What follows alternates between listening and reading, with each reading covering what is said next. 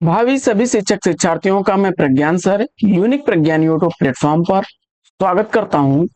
साथियों, हम लोग हिंदी साहित्य के इतिहास का अध्ययन प्रारंभ किए हैं और जिसकी 3 कक्षाएं हो चुकी हैं।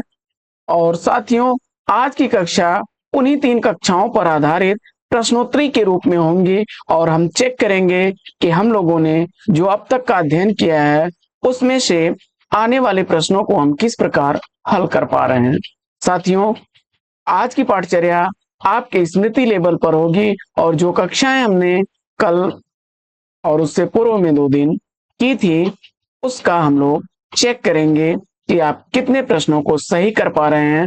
आप वाकई अध्ययन को बेहतर कर रहे हैं, तैयारी कर रहे हैं, मन से पढ़ रहे हैं या नहीं पढ़ रहे हैं, इसका भी स्व मूल्यांकन आप कर सकते हैं। तो पाठचर्या को प्रारंभ करेंगे बिना किसी अतिरिक्त समय के। लेकिन पाठचर्या प्रारंभ करें उससे पूर्व छोटा सा निवेदन, वीडियो को लाइक और शेयर, चैनल पर पहली बार होंगे तो चैनल को सब्सक्राइब कर लीजिएगा। आपके लाइक शेयर सब्सक्रिप्शन से हमको मिलता है पुनर्बलन ऐसी ही पाठचर्या प्रतिदिन लाने के लिए।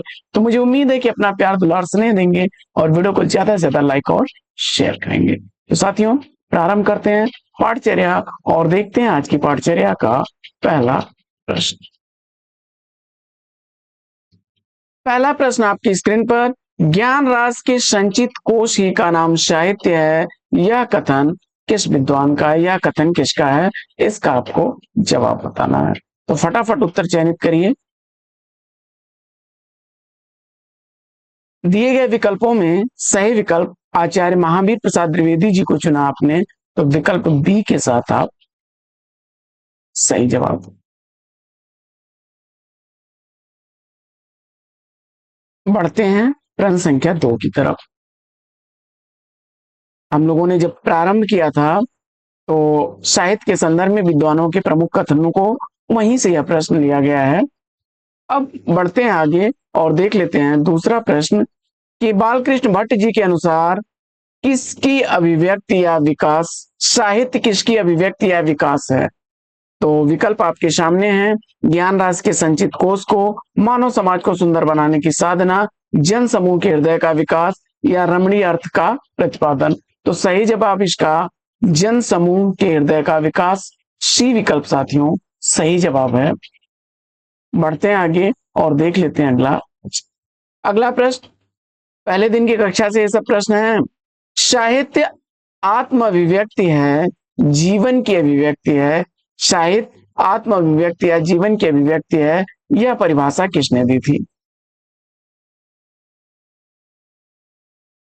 और जवाब में आपने किसको चुन लिया है, नगेंद्र, विकल्प बी को तो सही जवाब के साथ में।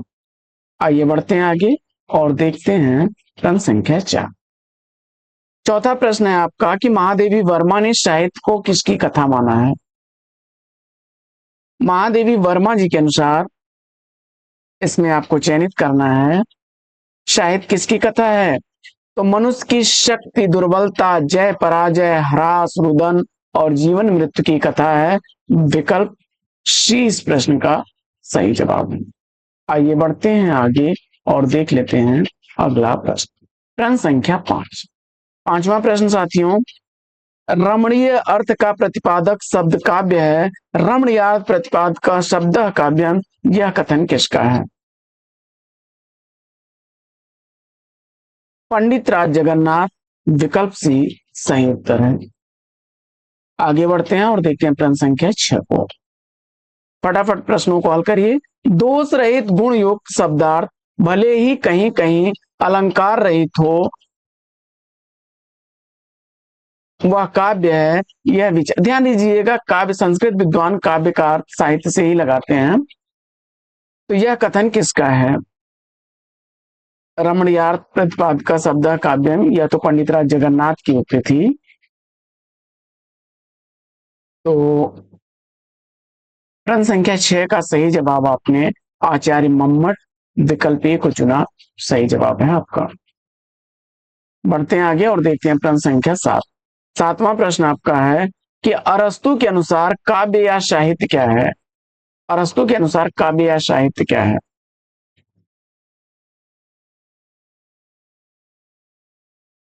तो अरस्तु ने जो है शब्दों के माध्यम से प्रस्तुत अनुकृति को काव्य या साहित्य माना है। बी विकल्प सही जवाब। आगे बढ़ते हैं और देख लेते हैं अगला प्रश्न। प्रश्न संख्या 8। आठवां प्रश्न है कि कालरीज ने अपनी साहित्य रचना का तात्कालिक लक्ष्य किसे माना?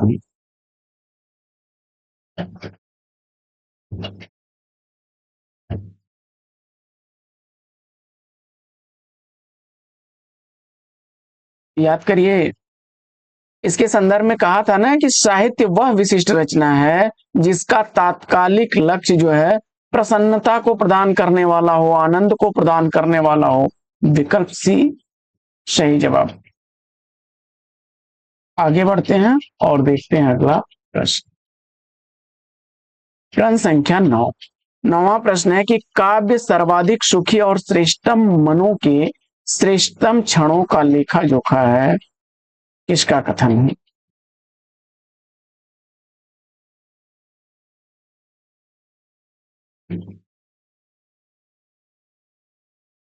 और पीवी शैली विकल्प भी राइट आंसर है।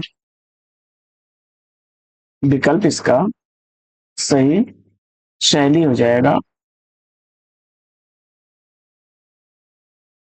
10वां प्रश्न है कि सिडनी के अनुसार काव्य या साहित्य किस प्रकार की कला है और इसका लक्ष्य क्या है?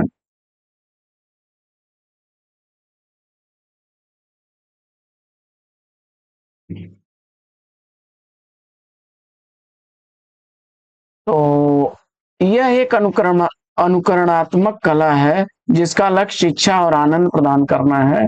विकल्प भी सही जवाब है इसका।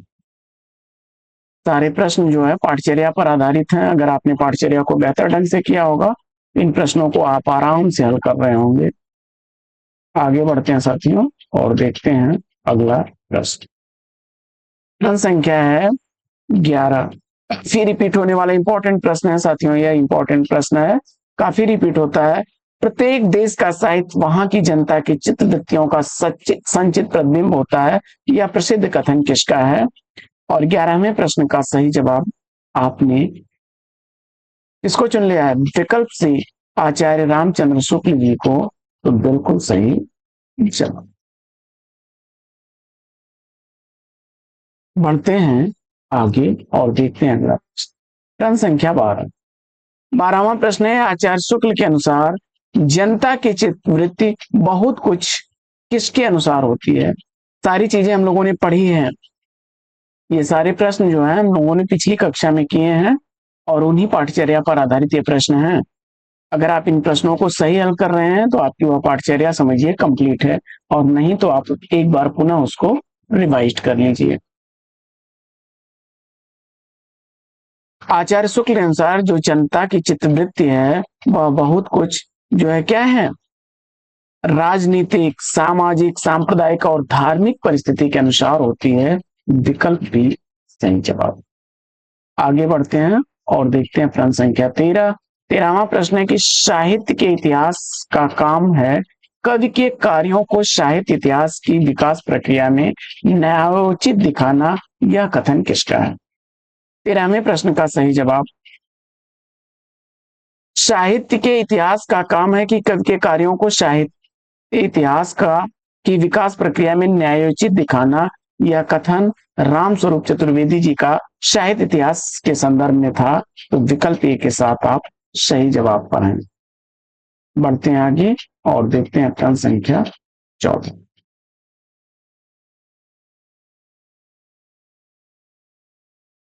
14वां प्रश्न है कि आचार्य हजारी प्रसाद द्विवेदी के अनुसार साहित्य के अंतर्गत वह सारा वांग्मय लिया जा सकता है जिसमें अर्थबोध के अतिरिक्त और क्या हो? तो इसमें आपका विकल्प कौन सा सही हो जाएगा? भावोन्मेख और चमत्कार पूर्ण अनुरंजन हो। बी विकल्प सही जवाब। आगे बढ़ते हैं और देखते हैं अगला प्रश्न संख्या 15। 15वां प्रश्न है आपका, इतिहास के संदर्भ में संक्षिप्त परिभाषा के अनुसार काल विशेष या कालक्रम की दृष्टि से अतीत के तथ्यों का वर्णन विवेचन क्या कहना? 15वां प्रश्न, इतिहास के संदर्भ में संक्षिप्त परिभाषा के अनुसार आप कह सकते हैं कि काल विशेष कालक्रम के उद्देश्य से किया गया अतीत के तथ्यों का वर्ण और विवेचन व साहित्य का इतिहास कहलाता है। विकल्प सी सही जवाब।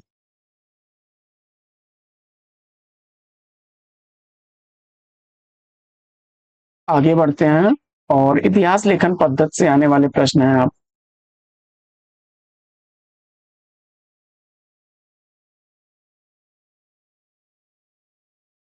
16वां प्रश्न है आपका, हिंदी साहित्य इतिहास लेखन की वर्णानुक्रम पद्धति का प्रयोग किसने किया? तो इस पर हम लोगों ने चर्चा की थी, काफी विस्तृत चर्चाएं हुई थी। हिंदी लेखन की जो पद्धतियां थी, वर्णानुक्रम थी, कालानुक्रम थी, कालानुक्रम थी और वैज्ञानिक पद्धति थी। 4 पद्धतियां थी ना, वैज्ञानिक पद्धति थी और विधेयवादी पद्धति थी, विधेयवादी पद्धति थी। तो वर्णानुक्रम पद्धति में आपने सेलेक्ट किया है किसको? गारसा दत्तासी और शिव सिंह सेंगर को। तो विकल्प बी सही जवाब है।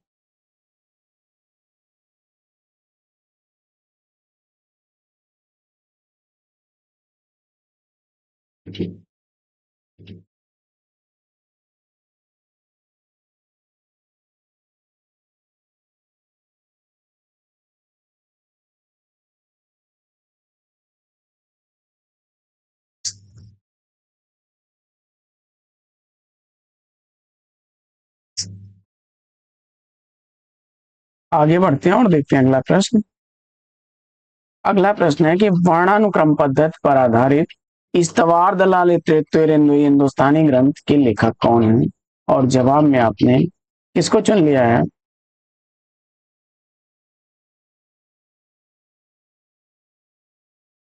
वर्णानुक्रम पद्धति पर जो आधारित ग्रंथ इस्तवार दलाल हिंदुस्तानी ग्रंथ है, यह किसका है?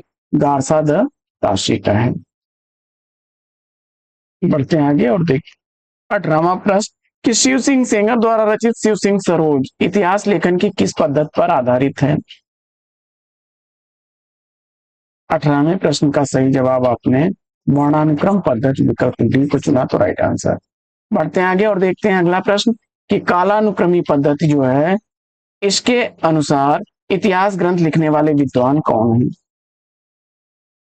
जवाब में आपने ग्रियर्सन और मिश्र बंधुओं को चुना, तो बी विकल्प सही जवाब। The modern vernacular literature of Hindustan और मिश्र बंधु विनोद, ये दोनों रचनाएं कालानुक्रम पद्धति पर हैं। इस पर भी हम लोगों ने चर्चा की थी। अगला प्रश्न है कि जॉर्ज ग्रियर्सन ने के उस प्रसिद्ध ग्रंथ का नाम बताइए जो कालानुक्रम पद्धति पर आधारित है। और the modern vernacular literature of Hindustan, विकल्प सी सही जवाब। अगला प्रश्न है कि हिंदी साहित्य का वैज्ञानिक इतिहास के लेखक कौन है जिन्होंने वैज्ञानिक पद्धति का प्रयोग किया है? और दिए गए विकल्पों में आपने गणपत चंद्र गुप्त, बी विकल्प को चयनित किया, तो सही जवाब। शुक्ल जी का जो इतिहास ग्रंथ है वह विधेयवादी पद्धति पर है, विधेयवादी पद्धति पर है। आगे, इतिहास लेखन की वैज्ञानिक पद्धति के संदर्भ में कौन सा कथन सही है?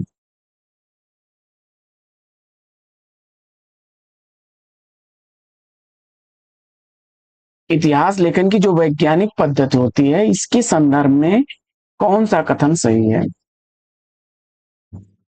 तो लेखक क्या करता है कि पूर्णतया निरपेक्ष और तटस्थ रह करके तथ्यों का संकलन करता है और वर्गीकरण करता है, बी विकल्प सही जवाब। आगे 23वां प्रश्न है कि हिंदी साहित्य में विधेयवादी पद्धति के जनक या प्रथम प्रयोक्ता कौन माने जाते हैं? तो हिंदी साहित्य का जो पहला इतिहास विधेयवादी पद्धति पर लिखा गया है वो आचार्य रामचंद्र शुक्ल जी का है, विकल्प सी राइट आंसर। देखिए, जो तेन थे ये विधेयवादी पद्धति के जनक थे, लेकिन इसका जो श्रेय हिंदी में जाता है वो हिंदी इतिहास लेखन के लिए आचार्य शुक्ल जी को जाता है। फ्रेंच विद्वान तीन थे, फ्रेंच विद्वान तीन थे। तो आगे, विधेयवादी पद्धति पर लिखा, पद्धति में इतिहास लेखन का कार्य किसके प्रकाश में किया जाता है? तो आप इसमें सही विकल्प देखेंगे, जातीय परंपरा, युगीन वातावरण, प्रवृत्तियों, परिस्थितियों के प्रकाश में। बी विकल्प सही जवाब। आगे बढ़ते हैं और देखते हैं अगला प्रश्न, प्रश्न संख्या 25। 25वां प्रश्न है कि 84 वैष्णवन की वार्ता और 252 वैष्णवन की वार्ता के लेखक कौन है? 84 वैष्णवन की वार्ता और 252 वैष्णवन की वार्ता का लेखक पूछा जा रहा है आपसे।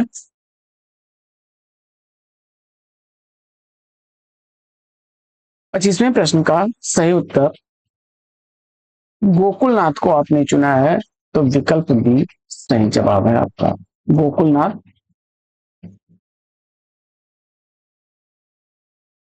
आगे बढ़ते हैं और देखते हैं प्रश्न संख्या 26 को। 84 वैष्णवन की वार्ता में किन के शिष्यों का वर्णन है? ये सारी चीजें पढ़ी गई हैं और बहुत आसानी से आप जवाब दे रहे होंगे। 84 वैष्णवन की वार्ता जो है, इसमें किसके शिष्यों का वर्णन है?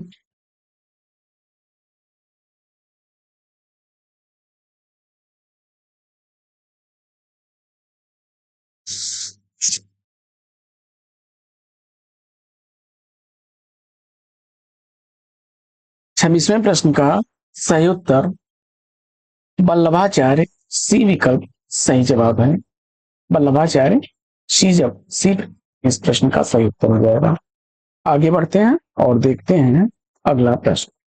प्रश्न संख्या 27 है कि 252 वैष्णवन की वार्ता किसके संदर्भों, किनके शिष्यों के संदर्भ में जानकारी मिलती है? 27वें प्रश्न का सही जवाब तो विठल नाथ के शिष्यों। 84 वैष्णवन की वार्ता जो है, उसमें वल्लभाचार्य के शिष्य जो हैं, वल्लभाचार्य के जो 84 शिष्य हैं उसका वर्णन है, और 252 वैष्णवन की वार्ता में विठल नाथ के 252 शिष्यों का वर्णन है।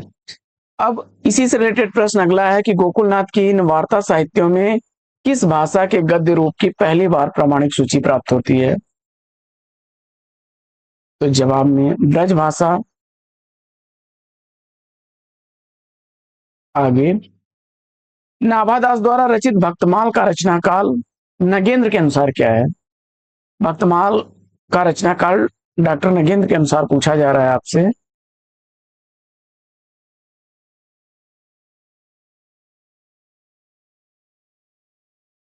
तो 1596 ईस्वी, विकल्प बी सही जवाब।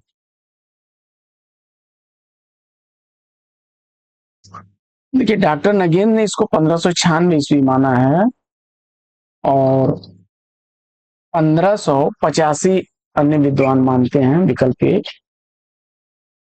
अन्य विद्वान 1585 मानते हैं, तो यहाँ पर डॉक्टर नगेंद्र के अनुसार पूछा गया है, तो 1596। नाभादास के प्रसिद्ध ग्रंथ भक्तमाल में कितने भक्तों का चरित्र चित्रण किया गया है? तो 316 छप्पयों में 200 भक्तों का चरित्र चित्रण हुआ है, विकल्प बी सही जवाब। अगला प्रश्न है कि नाभादास ने अपने ग्रंथ भक्तमाल में गोस्वामी तुलसीदास को क्या कहा है? तो गोस्वामी तुलसीदास को नाभादास ने जो है कलिकाल का वाल्मीकि कहा है, विकल्प ए सही जवाब। आगे, रामकुमार वर्मा के अनुसार नाभादास का वास्तविक नाम क्या था? रामकुमार वर्मा जी के अनुसार नाभादास का वास्तविक नाम पूछा जा रहा है, और प्रश्न संख्या 32 का सही जवाब नारायण दास, विकल्प सी राइट आंसर हो जाएगा।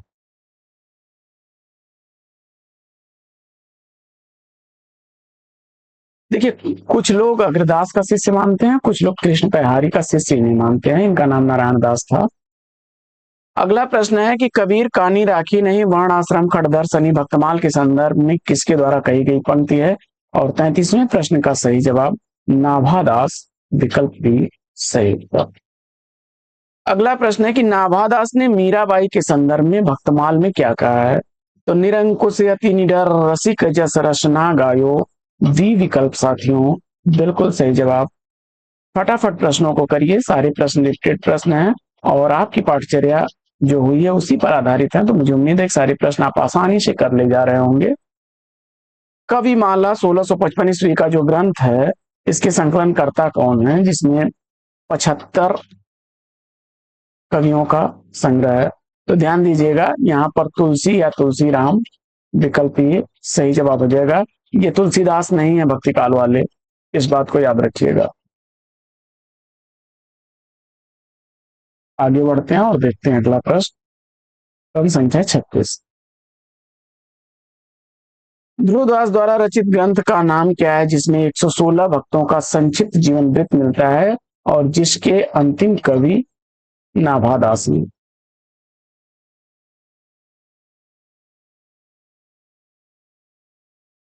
तो भक्त नामावली विकल्प बी सही जवाब। अगला प्रश्न है कि कालिदास हजारा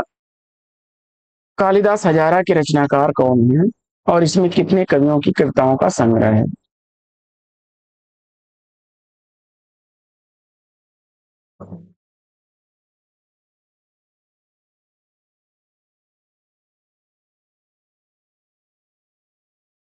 तो 212 कवियों की 1000 कविताएं हैं। 212 कवियों का कालिदास त्रिवेदी ने कालिदास हजारा नाम से लिखा था, विकल्प ए राइट आंसर। आगे 38वां प्रश्न है आपका कि कवियों के काल आदि के निर्णय में यह ग्रंथ यानी कालिदास हजारा बड़ा उपयोगी है, यह कथन किसका है? आचार्य रामचंद्र शुक्ल विकल्प सी सही जवाब। अगला प्रश्न है कि इतिहास लेखन परंपरा के प्रमुख स्तंभ और ग्रंथों में हम लोग उठाते हैं प्रश्न। फ्रेंच विद्वान गार्सा दतासी के इतिहास ग्रंथ इस्तवार दलाल हिंदुस्तानी का पहला भाग कब प्रकाशित हुआ? तो 1839 ईस्वी विकल्प ए सही जवाब। आगे गार्सा दतासी के ग्रंथ में कुल कितने कवि थे, जिस उसमें से हिंदी के कितने कवि शामिल थे? तो 729 कवि थे, जिसमें हिंदी के कवियों की संख्या 72 थी। अगला प्रश्न है कि गार्सा द तासी के फ्रेंच ग्रंथ हिंदुई साहित्य का इतिहास शीर्षक से हिंदी अनुवाद किसने किया?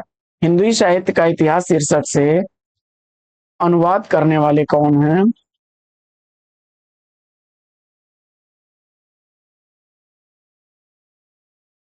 लक्ष्मी सागर वार्ष्णेय विकल्प 1952 ईस्वी बी राइट आंसर है। अगला प्रश्न है कि तजकिरा ये शुअराए हिंदी 1848 ईस्वी का जो ग्रंथ है, इसके लेखक कौन है, जिसमें पहली बार कालक्रम का थोड़ा ध्यान रखा गया था? 42वें प्रश्न का सही जवाब मौलवी करीमुद्दीन को चुना आपने, तो बी विकल्प राइट आंसर। आगे किसी भारतीय विद्वान द्वारा हिंदी भाषा में लिखा गया पहला इतिहास ग्रंथ शिव सिंह सरोज के रचनाकार कौन है? और प्रश्न संख्या 43 का सही जवाब शिव सिंह सेंगर विकल्प बी राइट आंसर। अगला प्रश्न है कि जॉर्ज ग्रियर्सन के ग्रंथ the modern vernacular literature of Hindustan का हिंदी साहित्य का प्रथम इतिहास नाम से अनुवाद किसने कराया? प्रश्न संख्या 44 का सही जवाब डॉक्टर किशोरी लाल गुप्त विकल्प राइट आंसर। आगे जॉर्ज ग्रियर्सन ने अपने इतिहास ग्रंथ में कुल कितने कवियों को शामिल किया है? प्रश्न संख्या 45 का सही जवाब 952 कवि विकल्प सी राइट आंसर है।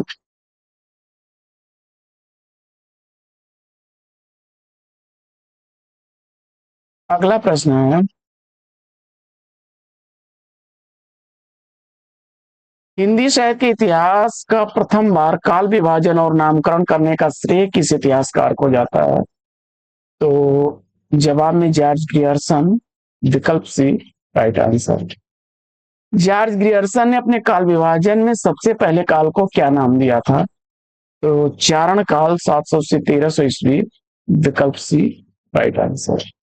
अगला प्रश्न है कि मिस्र बंधु विनोद नामक विशाल इतिहास ग्रंथ के लेखक मिस्र बंधुओं में कौन कौन से तीन भाई शामिल हैं? तो आप जानते हैं गणेश बिहारी मिश्र, श्याम बिहारी मिश्र और सुखदेव बिहारी मिश्र। गणेश बिहारी मिश्र, श्याम बिहारी मिश्र और सुखदेव बिहारी मिश्र। विकल्प ए राइट आंसर। अगला प्रश्न है कि मिस्र बंधु विनोद ग्रंथ कुल कितने भागों में प्रकाशित हुआ, इसमें से लगभग कितने कवियों का वर्णन है?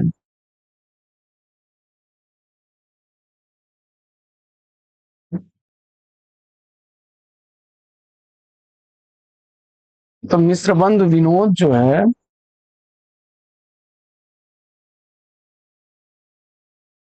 प्रकाशित हुआ था 4 भागों में, लगभग 5000 कवि, 4591 कवि हैं। विकल्प सी इसका राइट आंसर हो जाएगा। 3 भाग इसके जो है 1913 ईस्वी में प्रकाशित हो गए थे। 3 भाग, पहला, दूसरा, तीसरा, ये तीनों भाग 1913 में प्रकाशित हो गया था और 1934 ईस्वी में इसका चौथा भाग प्रकाशित हुआ था। और अगला प्रश्न है कि मिस्र बंधु अपने काल विभाजन के अंतर्गत आरंभिक काल को किन 2 उपभागों में विभाजित करते हैं? तो पूर्व आरंभिक काल और उत्तर आरंभिक काल। विकल्प बी राइट आंसर हो जाएगा। तो साथियों, यह पाठचर्या कैसी लगी और आपने जो पढ़ाई की थी उस पढ़ाई से कितने परसेंट आपने तैयार किया था, कितने क्वेश्चन आप सही हल कर पाए, कमेंट्स करके जरूर बताइएगा। तो आज की पाठचर्या में लेते हैं यहीं पर विराम, फिर मिलेंगे आपसे अगले वीडियो में एक नए प्रश्न, एक नया टॉपिक, एक नए अंदाज में। तब तक के लिए लेते हैं आपसे विदा। आपका जीवन मंगलमय हो। Best wishes, best of luck. जय हिंद।